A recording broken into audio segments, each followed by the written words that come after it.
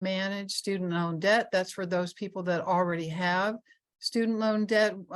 Housing and Economic Rights Advocates offers another session where we talk about planning for college, but this particular session is for those who already have student loan debt or are anticipating having to manage their student loan debt. As those are aware who have student loan debt, it's a huge burden today. That's a change that's occurred over the last 30 years where more and more burden has been put on students who attend schools through policies of the federal government. And what that means is that there is an outstanding debt burden on American people to the tune of $1.6 trillion in student loan debt alone. This is the second largest type of consumer debt after home mortgages.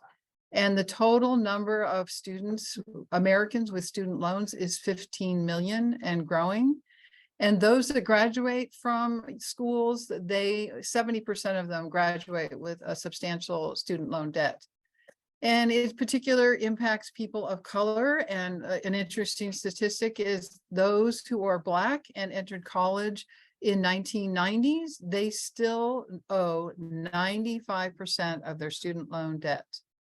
And the other sobering statistic is that the percentage of student loan borrowers that are delinquent or in default is 25%. That's 1/4 of all those who have student loan debt. And the other burden is on people older who no longer earn the income to pay off their debt. Nearly 1/4 of the student loan borrowers are over 50 years old. How does student loan debt burden society? Well, for example, it makes it difficult to get credit in general. It makes it difficult to become a homeowner because you've got this burden, this debt burden that has to be factored into what you need to pay off. It affects people wanting to start their own businesses because they have a debt that is going to impact their ability to get funds for their new company. It can affect your wage earnings. It definitely can affect your credit score if you go delinquent, or even if you're not delinquent, it shows up as a debt on your credit report. And if you plan to retire in short order, it will affect your ability to fund your retirement. You may have to work longer in order to sustain paying for your student loans. Mary, really quick, do you mind clicking the display settings button again so we can see the screen, the slides full screen? It's hard for participants to be able to see the text.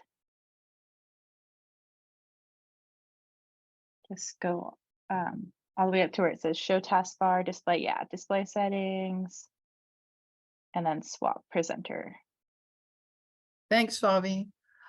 So this will be the agenda today. The first thing we're going to do is we're going to be discussing the different types of student loans that you may have.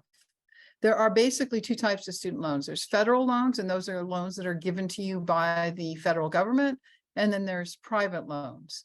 The federal loans are very complicated. They come with all kinds of different names. The current administration recognized it's very difficult to navigate and understand your federal loans. And so they're going to be paring down these names. But basically, there's 3 different types of federal loans. There's direct loans, and we'll go into that. There's Parent Plus and consolidated loans. That's one flavor. Those are loans that come straight from the federal government. The second category is what they call the Federal Family Education Loan Program, FFEL, which have been, those are no longer available, but many borrowers still have those. What those are loans that are guaranteed by the Department of Education. And we'll talk about those in detail. And the third type are Perkins loans, which are direct loans from a school or an education facility, but they are also backed by the federal government. The second major category are private loans, and those are loans that come directly from the school, and they're not affiliated in any way with the federal government. And there's different types of servicers that handle these two different types of loans, and we'll go into that. Basically, if you have federal loans, you should try as much as possible to get federal loans if you're considering taking on debt for student loan, because the federal loans offer many protections that private loans don't have, and we'll talk about that. If you're not sure what type of federal loan you have, you can go to the website studentaid.gov, And you can log in and they will send you a file that shows which type of loans you have. And if you have any questions, you can always contact a lawyer or a legal aid person who can help you navigate through that huge text file and tell you what kind of loans you have. Okay, so here's how to understand how the federal loans work. Basically, the U.S. Department of Education is the administrator of the loans. And what happens is they actually own the money. You owe money directly to them. But what they do is they have a servicer who you actually work with. The servicer is the person that sends you the statements. That's who you make your payments to. And they were the people that you contact if there's problems. Then if you go into delinquency or default, you might have contact with a debt collector, and the debt collector is now somewhat independent of the actual lender of the loan. And their sole purpose is to collect that debt and not necessarily work with you to try to fix the debt. So there's several types of lenders. There's the U.S. Department of Education. The guarantee agency is the people that guarantee the FEL loans. And then there's private banks, as we discussed, who will also be the lender. And I've listed here some of the names you'll see of some of the federal student loan servicers. Primarily MOHELA is who most people will deal with, but you may have contact with some of these other servicers. Now we're going to discuss a current payment pause that's in effect. Basically, the Biden administration put on a payment pause, which meant if you had federal student loans, you didn't have to pay those federal loans during the COVID-19 pandemic. That payment pause is ending August 31st, 2023. And we'll talk about things that you can do as that payment pause ends to help yourself.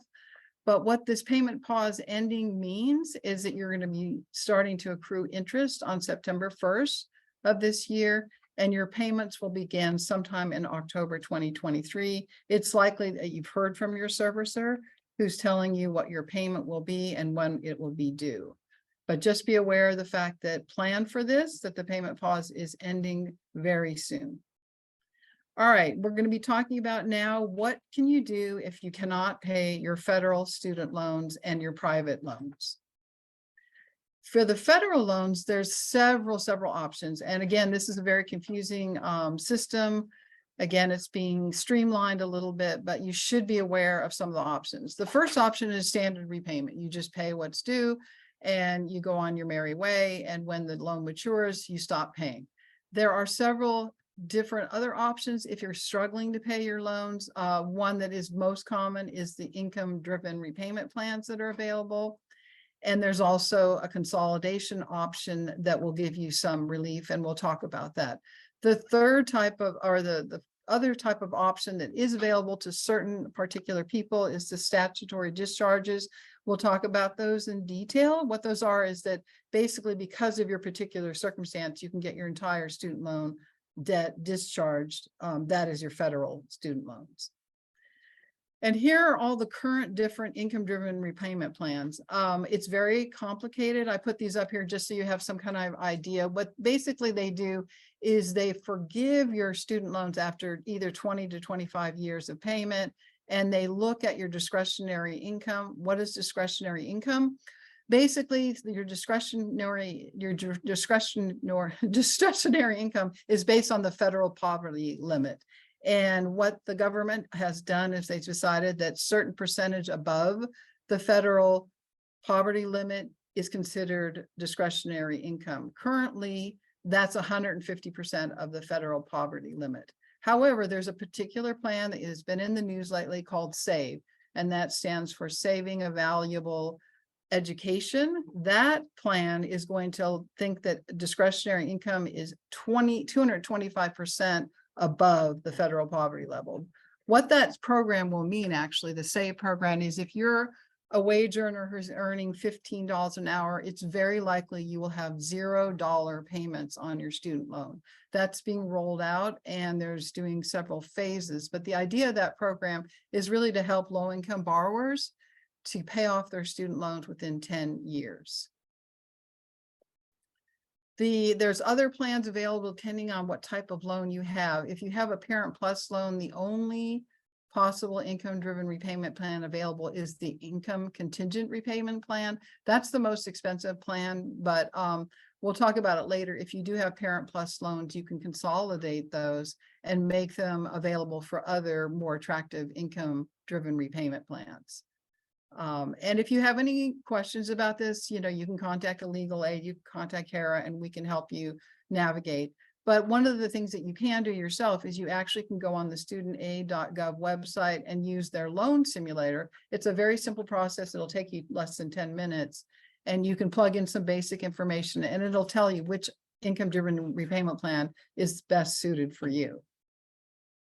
Okay, some people may have heard of these different options when you've had difficulty paying for your loans. One of them is deferment. Basically, that means that you're not making your monthly student loan payments, but there's consequences associated with that.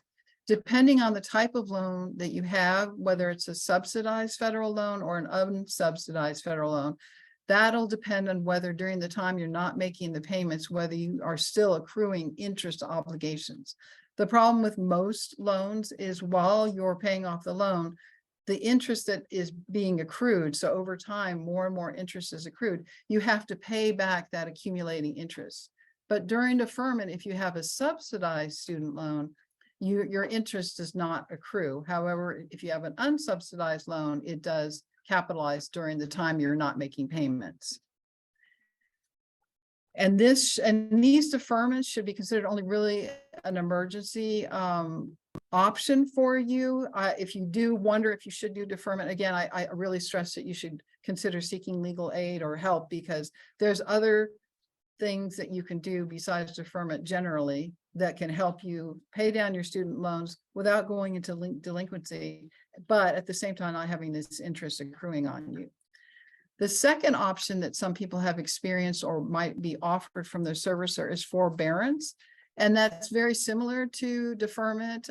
What happens is the servicer will say you don't have to pay for a certain period of time. It's a fixed period of time. And again, during forbearance, the interest will continue to accrue. So once you're out of the forbearance period, you then have all of the money that you didn't pay during that forbearance and the interest that was accruing. All of that becomes due at the end of forbearance. And again, there are other options generally that are available, and you should consider those before you consider a deferment or a forbearance. And we'll talk about those. Okay, so what happens if you do not make payments on your student loan? Well, you can eventually go into default. And what happens is if you don't pay your federal student loan for 270 days, you will then be considered by the federal government in default status, and they will send your student loan account to a debt collector. As we talked about earlier, there was that third column on the slide where you are now in a debt collector whose sole purpose is to get that money paid. And what the consequences of going into default on the federal loans are is that they can take any tax return that you might get as a rebate from your taxes. They can take that. They can garnish up to 15% of your disposable pay. And again, that's going to be based on that federal poverty level. They can also, any benefits that you get, except for SSI and veterans benefits, they can take 15% of those. And they will report you to the credit bureaus, Experian, TransUnion, that you are in default, and it'll impact your credit score. And the other downside of being in default is you will not be able to take out any new federal aid. So if you decide to go back to school, there will be no student loans available to you. And during the time that you're in default, you do not have the option to defer or forbear or even choose a repayment plan. So you really do want to avoid going into default.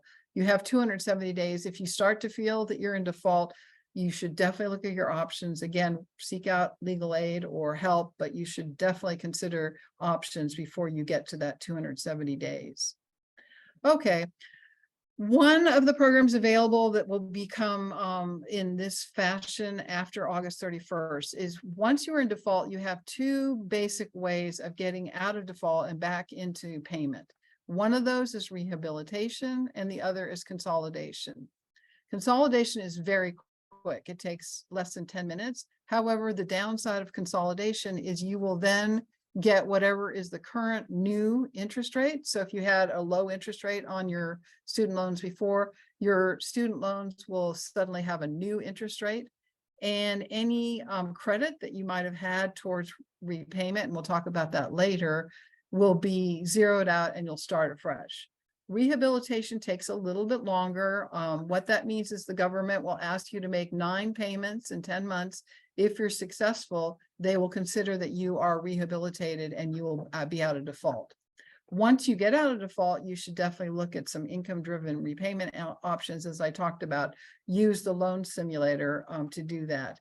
This is a one-time option. You can only choose one option. So if you do get into default and you rehabilitate, you will not be able to rehabilitate in the future if you go into default again. Same if you chose consolidation, you will not be able to consolidate again. It's only a one-time option.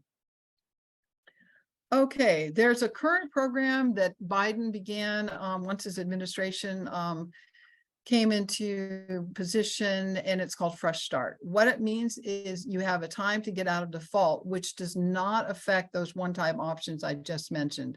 This is a chance to get out of default, but it doesn't impact your ability later to use either rehabilitation or consolidation to get out of default. This is a COVID-19 benefit. However, the deadline to use this Fresh Start is 1 year from the ending of the payment pause. What you would want to do if you wanted to get into Fresh Start is you just contact your servicer. Here's several ways to get a hold of them. And you literally just tell them, I would like to use Fresh Start to bring my loans back into good standing. They should take you into Fresh Start immediately. And then you are no longer considered in default. You are having a period of time where you can ramp up your payments back into the payments that you are obligated to pay. It puts you kind of in a soft landing to get ready to pay back delinquent student loans. If you do have commercial federal student loans that are FFEL loans, you need to request to transfer to the DRG, and you can do that by calling the DRG phone number. There's a link below that will give you more details about how Fresh Start works. And if you have questions, you can certainly contact legal aid. Okay, now we're going to be talking about different ways that your student loans might disappear. There's different names for that. Some say cancellation, some say forgiveness, some say discharge, and we're going to go through each one of those possibilities. The first type of loan that might be, the first type of forgiveness that might be available to you is what they call the Public Student Loan Forgiveness Program, and it's often abbreviated to PSLF. That requires that you work for a very specific type of employer. You either need to work for the government or for a 501c3 plan. What do I mean by government? It could be any form of government. It could be the police, it could be the federal government, it could be a teacher, any employer that it is a government-based employer makes you eligible. And it doesn't matter if you're a waitress or a teacher, as long as you work for the government, you have met one of the eligibility requirements for getting public student loan forgiveness. The other requirement is you must have federal direct loans.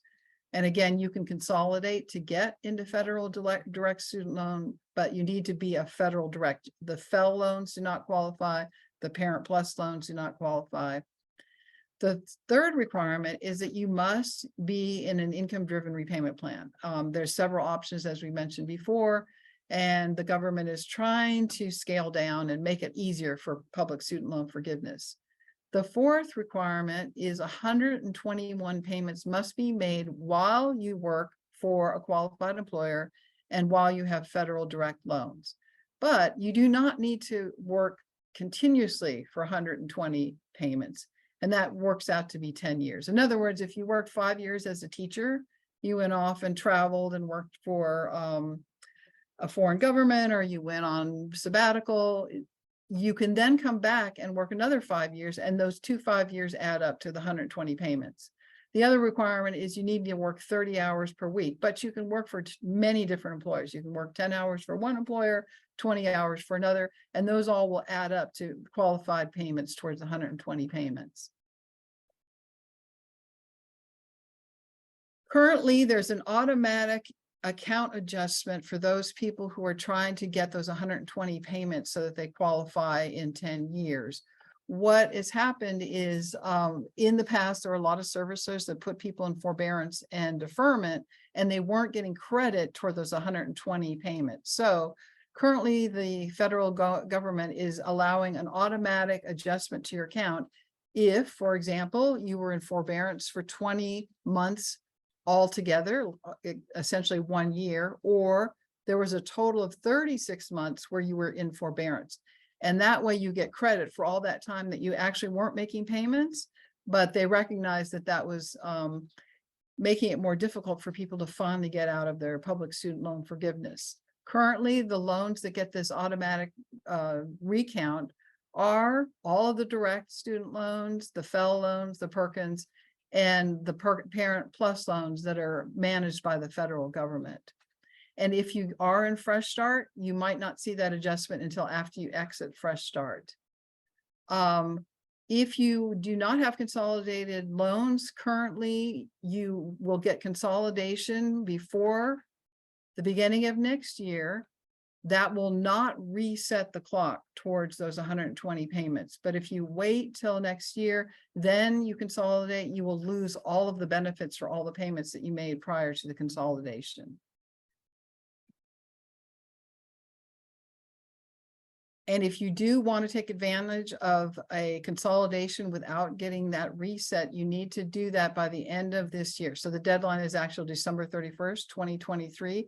If you consolidate before December or on December 31st, then any consolidation you do will not reset that clock. It's a one-time offer. It will disappear after the end of this year. And then after you consolidate after that, you will have that clock reset. And if you're trying to work towards those 120 payments towards forgiveness, you will have a new clock for that first 120 payment.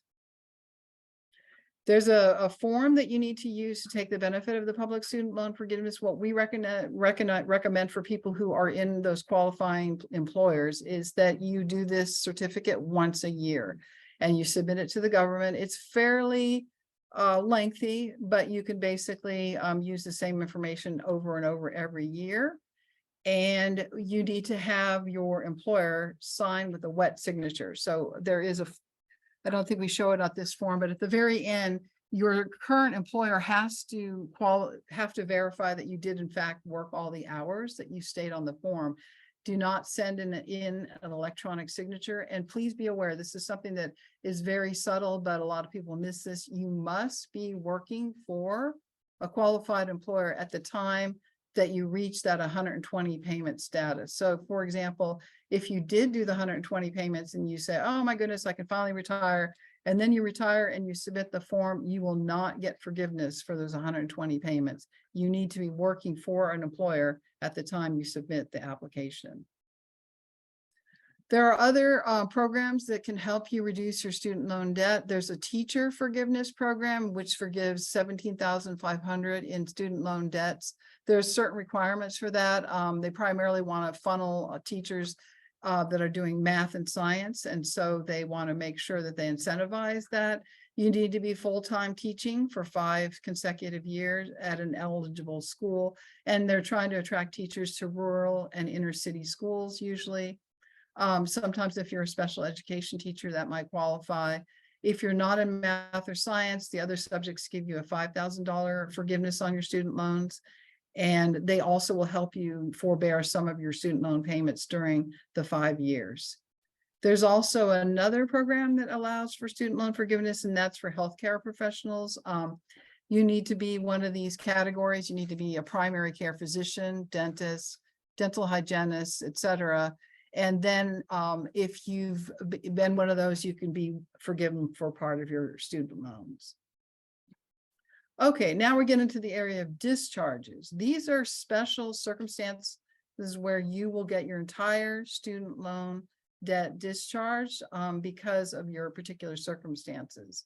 So the first one is if the school that you were enrolled in, if it closed within 120 days that you withdraw, if you have a loan that was after July 2020, it'll be 180 days. So if you are at school and you go, what am I going to do? They close, I'm not going to get my degree. You can fill out a form and you can request that your entire student loan get discharged. That means you do not have to pay them back. Another circumstance that you can possibly get your student loan discharged is what they call the false certification discharge. Those are situations where you were accepted for a college program and you really weren't eligible. In other words, let's say you needed to have a high school degree and they allowed you to enter the college anyways, and then you find out when you graduate that you can't get a degree because you didn't have the high school diploma, or you had a felony and you decide to enroll in a police academy, or you decided to enroll in a criminal justice program. That meant that you were not actually going to be able to get the criminal justice degree because some of the schools did not vet that you had a felony. So when you find yourself in that circumstance where you're actually not going to get the benefit of the degree, you can apply to have your student loans wiped out through an ability to benefit false certification discharge. The other way to get your student loans discharged is what they call a total and permanent disability. So if you find yourself unable to work and you'll need to have a healthcare provider specify that you cannot work, you can get your student loans discharged because it has clearly made it difficult for you to pay those student loan debts. Okay. If you, this is what I was giving the details about the borrower defense for the false certification. So this is a slide that goes into some of the details about what would be circumstances in which they would have given you a false certification. And this is questions about whether there was false information that your school gave to you, deceptive advertising, or misleading information. For example, if you go to a college and they recruit you and they tell you that they promise that you're going to earn $120,000 upon graduation, and you get out and you find that really the jobs that are available are in the range of $30,000, or they tell you that you're going to be able to complete your credential within 2 years and it really takes you 4 years to complete those that school. What you can do in that circumstance, excuse me, is you can apply for a borrower defense discharge. And you have to go into great details about what was promised to you and then what really didn't happen. And those promises were actually false promises. There's an application for that. And if you're successful, it's possible your entire student loan debt could be erased because of the fact that it was you were falsely induced to entering the school when you really were not going to get what was promised.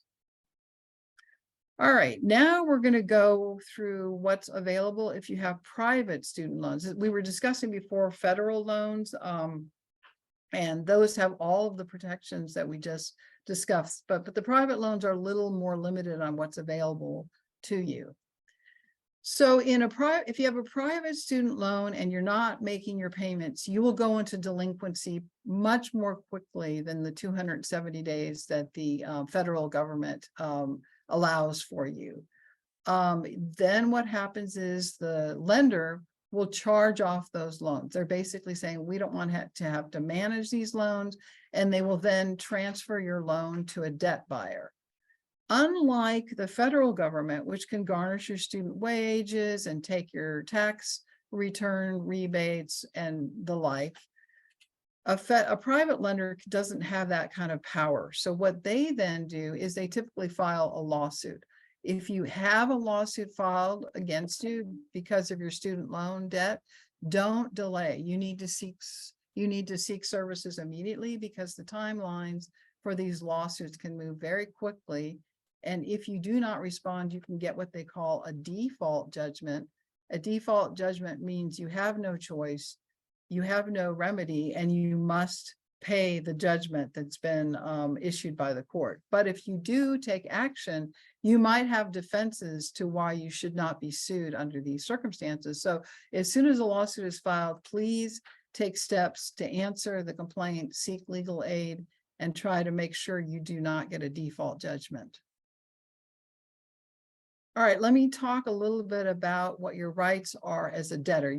If you have student loans, you're considered a debtor because you owe amount of money to somebody that's not part of your family. Okay, so what you need to be really, really careful if you're a debtor is you will be on public information, your credit report. There's a lot of people out there who look for people who are struggling with their student loan debt, and then they prey on you and try to scam you, get you to pay money to get out of your student loan debt in addition to what you owe, with false promises. So be very, very wary of phone calls. If someone calls you on the phone and starts speaking to you about any kind of debt, including your student loan debt, you want to get off the phone immediately. Do not give any information on the telephone, such as your social security, bank account, even your address. You have no obligation to speak to someone on the phone regarding your debt. You can always just tell them, please send me a letter and I will respond by letter. I'd even be careful about receiving emails. And be sure, if you do get any requests for verification of the student loan debt, you can ask to get verification of the debt. You can actually say, please give me your address. And you could write to them and ask them to verify that you really do owe the amount that they're claiming that you do owe, because a lot of these scammers will add costs on there that are really not part of your student loan debt, and they're just trying to make money off of you. Another thing that's very important if you do have student loan debt or any kind of debt is to make sure you save all of the notices that are set by the debt collectors. Some of the debt collectors will use illegal practices, and if they do, that can help you if you want to defend against the debt that they're trying to collect. You also should keep any copies of anything that you send to the debt collectors. And you definitely, if you get any phone calls, you want to write down the date that they called, the time, any notes, any names that they gave, so that you can have a record of the things that were said to you. A lot of the laws that protect you have to do with how these people attempt to collect the debt, and you want to make sure that they are behaving as though they should, and if they don't, it might help you defend the student loan debt. Another thing that's very, very important is that you open your mail. You can't ignore the fact that if you have a student loan debt, it won't go away if you don't handle it. In particular, as I mentioned, you don't want to get a default judgment. So you want to make sure that you keep track of your mail. As I said, you will get mail that looks suspicious, and you should save it anyways. Some of these scammers, they make it look very, very obvious, or they don't make it look very obvious that it really is a scam, and they try to pretend that they're a government agency or that they're a valid debt collector. So save all of the documents, even if you suspect that it's suspicious mail. Okay, if you do start to get phone calls, you can always tell the debt collector that you do not want them to contact you. You can tell them specifically how you do want to be contacted. You can tell them, hey, I don't want you to phone me. I want you to email me. Or you can tell them that I prefer that you send me letters by mail. But if you do make this request, make sure that your requests are in writing, so that, again, you have a record. But they don't have the right to call you on the telephone if you've told them, I do not want to be contacted by phone. There's also a number of things that the debt collectors have to abide by. They often do not, so make sure you're aware of your rights. For example, they cannot call you before 8 in the morning or after 9 at night. They can't harass you or threaten you on through their debt collection practices. The other thing that you have to be aware of, the debt collectors cannot call your boss, your friends, your family, your neighbors, only to say, I want to know, does that person work here? I only want to know their name. But they cannot tell your boss or your friends or your neighbors, hey, I'm calling because, Joe Schmo owns 10,000 in student loan debt and I can't find them. If they do that, that's a violation of the law, and you should be aware of that. The other thing a debt collector cannot do, it cannot lie.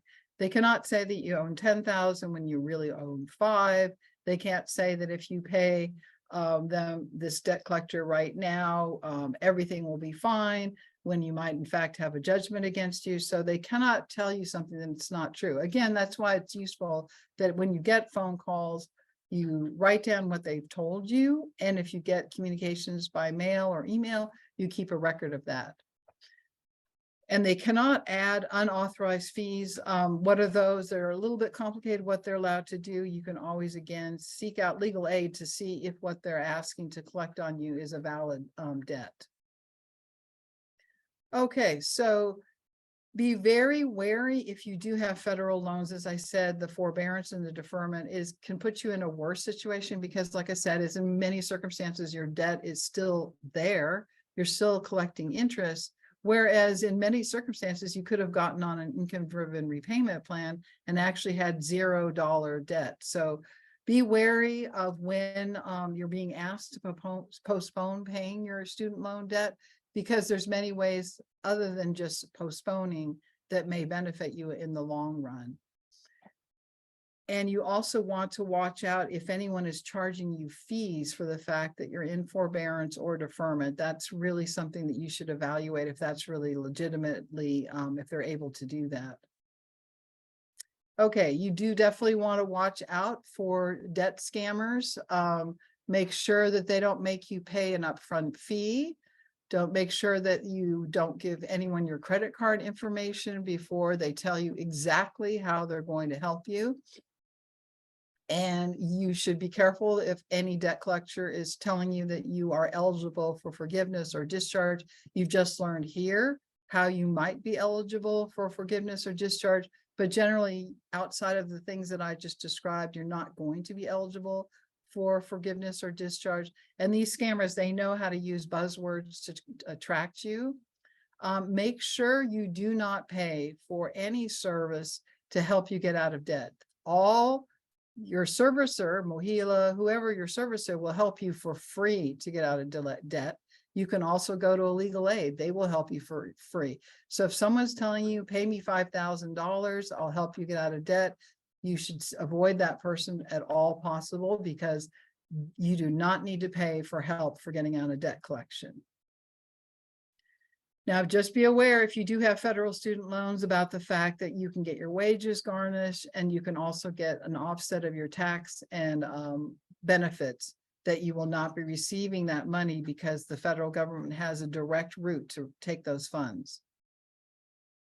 Here's some tips that you should be aware of if you are struggling with student loan collection, or you're trying to look for a new lender for your private loans.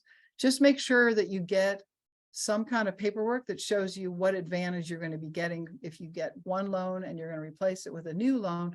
Make sure you can actually compare the length of the loan, the interest of the loan, and the total financing costs. They should provide that to you. And if they're not giving you that information, be very wary of someone offering you a new student loan. Okay, we're going to talk a little bit about bankruptcy. You can discharge your student loans in bankruptcy, but it's very, very tricky to do that. What the law requires is you need to show that you will have what they call an undue hardship. And that means that you cannot maintain a minimal standard of living while paying your student loan debt. And you need to show that that's a situation that's going to last for a very long time. So let's suppose you're a writer for Hollywood and you are on strike. It's possible you could go into bankruptcy and argue, look, this strike is going to last for a long time. I can't maintain my minimal standard of living because I'm on strike.